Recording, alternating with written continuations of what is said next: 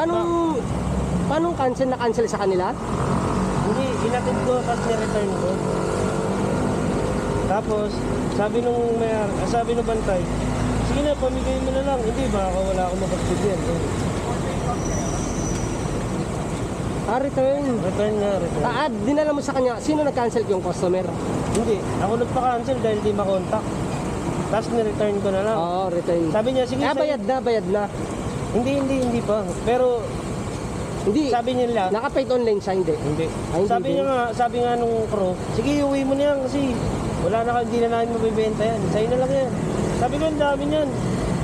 Ayun na lang yung natira, sabi ko. Ay, ano pa nga isa? Ano kaya? Ito kaya, ano kaya ito? Hindi ko alam eh. Sana Pero hindi- mukhang masarap yan.